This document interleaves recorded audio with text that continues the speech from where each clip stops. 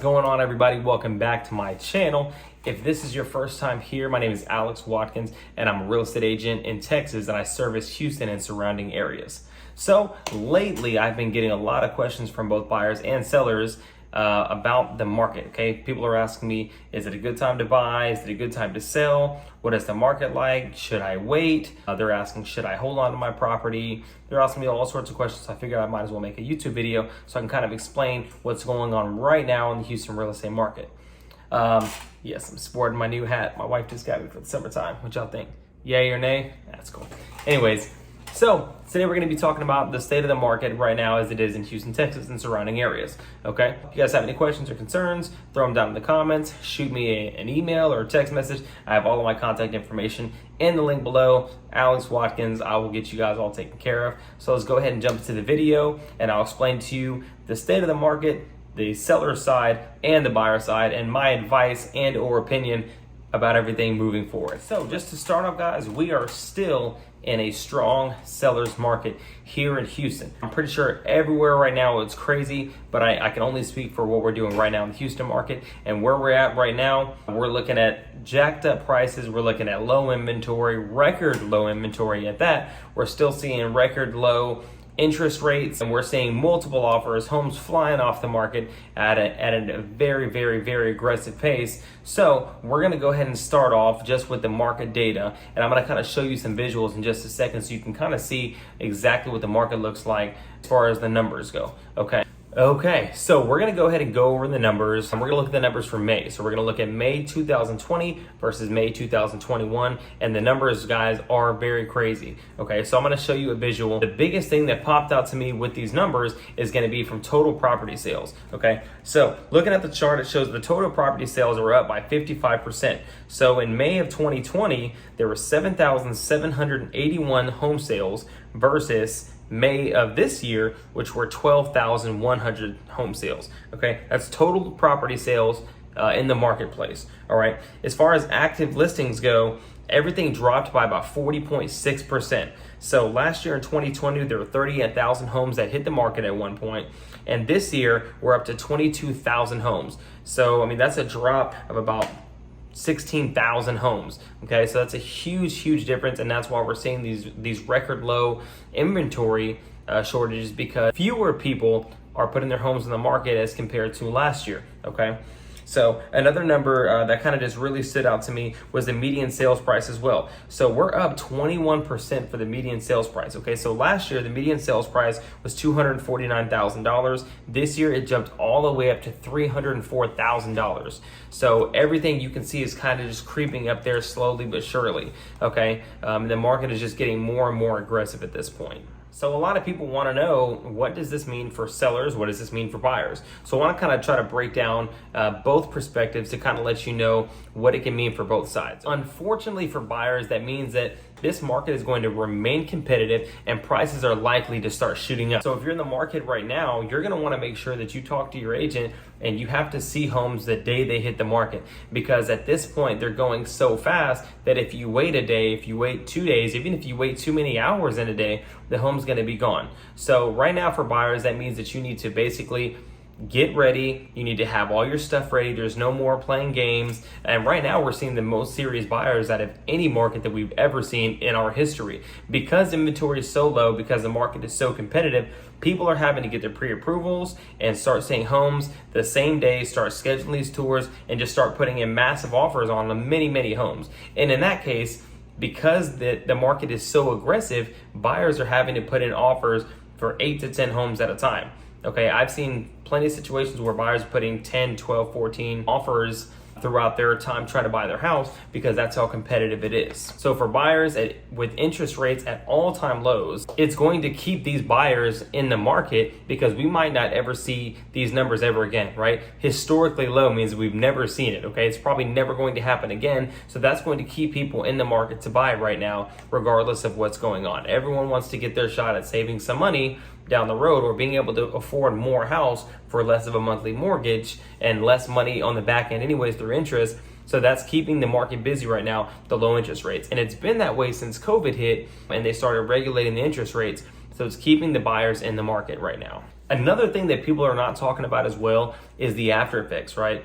So if you're a buyer in this market and you buy a house, because of the price increases, because of the bidding wars, because of the actual sales price that you actually get the home for, you're gonna wanna make sure that you spend at least 5 to 7 years in this home so you can build some equity. Because the prices are so inflated, you should not get into a situation to where you're buying and you're gonna be there for a couple of years and you're gonna sell. You're gonna wanna hold for 5 to 7 years. That way you get as much equity as possible in the property and it actually makes sense for you to sell afterwards. Okay, so right now, in my opinion, it's not the time to buy a property for a year or 2 years and then try to move and sell the house, because you're more than likely going to be upside down on it since the prices are so inflated. This is especially true if you're a buyer that paid the difference between the sales price and the appraisal price, okay? So what I mean by that is there's plenty of buyers right now that, let's just use an example of, the house will sell for $200,000, right? So you and the seller agree that you're gonna purchase the house for $200,000. And let's just say the appraisal comes back at $185,000. So now there's $15,000 difference between the appraisal and the sales price. Well, now you have to make a decision. Most buyers are making the decision to go ahead and pay the $15,000 out of pocket to cover the appraisal. Well, now you're automatically upside down on that property, and now you have to wait longer to build equity in that house because you paid value over the appraisal. So this is especially true if you're one of those buyers. You're gonna want to make sure that you buy this property and you hold on 5, 7, 10 years so that you can see some return out of it. My personal advice to any buyer in this market or any potential buyer is that if you're in a good spot financially, okay, and you feel like it's a good idea for you to buy, you have the money to do so, you have the time to do so. Like, when I say the time, I mean that you don't have your back against the wall. So for example, you don't go over to your realtor and say, hey, I got 30 days to go find a new house. This is not the market for that. It can happen, it is possible. I've done it many times, but it's definitely not something that you want to put yourself through as far as stress goes.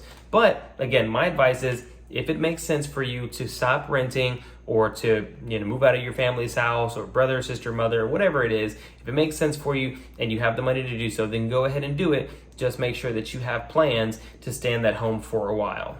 That being said, just make sure that you are aware that you are going to overpay for any house that you get into right now, because the prices are so inflated, because everything's going into a bidding war. You're going to overpay for a house. So mentally prepare yourself for it. That way you understand what the deal is moving forward when you start hunting for your house. I'm getting a lot of questions as well as to why the market is so hot in the first place. So I mean, if you're just now starting to buy a home, if you're just now starting to dig into the real estate market, or if you've just not been paying attention to anything going on around the world, some people don't know why the market is so crazy. So I want to kind of give a little bit of insight as to when it happened and why it got so crazy. One of the reasons that I believe that the real estate market got so crazy is because of the interest rates. So when COVID hit, the interest rates went way down, and that basically caused a lot of buyers to come out of the woodworks. And they were doing so because they have a lower interest rate. Okay, if you don't know what that means that the lower your interest rate is, the lower your total monthly payment is going to be. So that means that you can, ultimately afford a more expensive house than you normally would at a higher interest rate. Okay, so because of the historically low interest rates, all these buyers started coming out of the woodworks trying to get a home, because now it's easier for them to get a lower mortgage at a higher price point. So you can afford more house, which means, a nicer kitchen, or, a bigger house, more bedrooms, more bathrooms, more square footage. So that's one of the biggest reasons that the housing market got as crazy as it has. Another big reason that the real estate market got so crazy is because, again, COVID changed the world in the aspect of people were starting to work from home more often, right? So a lot more people, got furloughed, a lot of people got laid off, but then things started to shift a little bit, and people were more likely to, people were able to stay at home and work from home. So that means people don't have to move anymore. People started looking for homes that had offices, that had more space and extra room, so they can continue working from home. They also didn't have to worry about commutes anymore, because again, they're staying home all the time working. There's no need for it, right? With COVID, people got scared. They didn't want to sell their property because they didn't know what was going on with coronavirus and whatnot. And so people stopped selling and people started working from home. So those two things combined together caused even an already small supply to get even smaller. And that kind of brings me to my next point. as far as trying to find more room and stuff like that, another reason that the housing market got so crazy in the first place as well is because when the world shut down, the builders shut down as well. So they anticipated a big drop. I mean, just like everybody did with COVID. Nobody knew what was going on. We didn't know what to expect. We talked about shutdowns and people being quarantined and whatnot. So the builders, the home builders that is, they stopped building homes. So it was already hard for them to keep up with the demand. But when they slowed down and the world started to slowly tick again, they're having a hard time trying to keep up with demand now, but they're having an even harder time right now trying to keep up with demand because they can't build houses fast enough to supply the demand for the houses. Also with that, the price of lumber has shot through the roof. Okay, so along with not having the labor to do so, the materials is a problem as well because the materials have gone up a staggering 500%. So as far as lumber is concerned, lumber has gone up 500% since early April. Okay, so the price of houses have gone up because the material prices have gone up. So we're seeing right now that homes are costing $36,000 more than they normally would have because the cost of materials is so high right now. So if you put all those things together, you have this now crazy real estate market that houses are flying off and going for multiple offers, and the house prices are jacked up. That's why we have what we have, because of those few things there. There are other couple of key things that they go into it as well, but that's the gist of why the market is so crazy. So we already talked about the buyers. Now we're going to go ahead and talk about the sellers and what this means for you as a seller. If you are a seller in this market, it means that you can expect for things to kind of stay as they are and for the prices to kind of increase, okay? You're still going to be able to expect multiple offers. Your house is going to sell in a short amount of time. You're going to expect the price to go way up, okay, in terms of the sales price. Most home sellers right now are getting over asking price on their home. Now, on the flip side, with the homes selling as quickly and for as much money as they are, it also means that you as a seller have to have a good exit strategy. And what I mean by that is if your house goes on the market on Monday and comes off on Tuesday, you should be thinking about, or you should have already been thinking about, where you're going to go next. So talk to your realtor and figure out an exit strategy. So for example, with my clients, I tell them that if we haven't already found a new home for them to move to, we are going to assign what's called a lease back on the property. Now, obviously this has to be okay with the buyer, but there's slim pickings right now and most buyers do not have a problem with offering lease backs. So a lease back would be if I were to represent you and you were selling your house and we sold your house in a day and you're trying to find another house to move to, we would assign a lease back for, let's say, 30 or 45 days. You would, after closing with the buyer, you would still stay in your house for as long as it takes to get you into that house, the new house, as long as it's within the contract days with the buyer. So if you sign a lease back for 30 days and the house closes on July 1st, you would basically have the house until July 31st if you put it for 30 days, okay? So the lease back allows you to stay in your home while you're looking for a new home. That's what I do for my clients. It helps a lot of them out because, again, the market is so crazy that as soon as you sell, you have now just become a buyer and now you're part of the craziness as well. So now you have to indulge in the bidding wars and you have to go, find properties and see them as fast as possible. So think about your exit strategy because it's going to be very important and play a key factor in when and how much you sell the house for. Here in Houston, I'm seeing that homes are being sold on an average of 15 days. And you know what? I'm actually seeing a lot of homes within the last couple of weeks that are selling in a few hours or selling in a couple of days. I know that I had a buyer that sent me a house yesterday and they sent it at nighttime and I went to go look at it in the morning. And before I even put my key in the door to open it up to go show the client, I got a message from the seller saying that they had just accepted an all cash offer. It's horrible and it sucks, but it is what it is. That's just how crazy the market is. So I try to stress to clients all the time that it's very, very, very aggressive. You got to see things ASAP.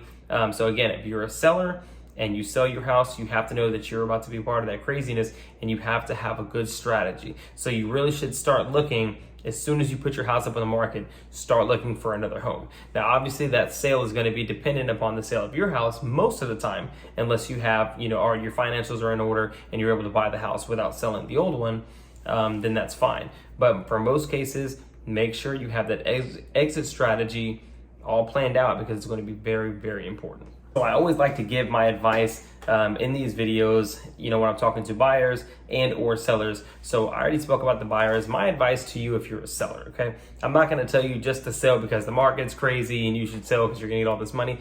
My advice is that if your house works for you and you have everything that you need, don't sell, okay? If you're in a good spot financially and everything works, you don't need any more bedrooms, bathrooms, the house is, it has enough space for you, the backyard is great, don't sell just because the market is telling you to sell. Now, on the flip side, if your house doesn't work for you anymore, and what I mean by doesn't work, I mean like, let's say that you got 2 kiddos and you just had another baby and you're living in a 3-bedroom house, you're gonna want to, if the house doesn't work for you, that means you don't have enough rooms or you don't have enough space and you need to upgrade. Or let's just say that you're an empty nester now. Everyone's moved out of your house and you're in this big giant house and you don't need it anymore and you want to downgrade to a smaller house, then I would say definitely do it. Talk to your family, talk to your realtor to see if it makes sense for you. But I would say if you're in a good spot right now and you're happy with your mortgage payments, you're happy with the space that you have, you're happy with the amenities around, then don't sell your house because again, you're going to be part of this craziness and there's no reason to do so if you're happy where you're at. If you feel like the house doesn't work for you anymore and you need something else, then definitely have a conversation, talk to your realtor about checking out the price and seeing how much you can get for your home. And then you can decide at that point if it's worth it for you to sell, if it makes sense. That's my personal opinion for the sellers right now in this market. Because again, most of the time the houses are going to go for multiple offers. They're mostly going to go over the asking price and they're mostly going to sell quickly. So it's all about, again, having that exit strategy and making sure that it makes sense for you. Don't just sell because everybody's telling you to sell right now. So at the end of the day, if you're happy in the house that you're in, sit tight. That home that you've been looking at on Zillow forever that you think is perfect, okay, it's more than likely going to sell, but something else will come along later on down the road whenever it is time for you. Everything happens for a reason. So when it's time for you to move, you will find that special house again that speaks to you. Well, guys, that's going to be it for today's video. I really appreciate you stopping by and checking it out. If you did like this video, guys, please give me a huge help and throw me a like and a subscribe. It definitely helps grow the YouTube channel and I can hit that algorithm. That way more people can see the videos and I can continue to help as many people as possible. I do drop a video every single week. So if you want to hit that little bell down below, that way you can get notified when I do drop a video, that would be fantastic as well. As always, if you need anything, I'm always here, guys. You can drop me a comment or you can email me or you can send me a text message. All of my contact information is in the link down below. My name is Alex Watkins with eXp Realty and I will see you guys next time.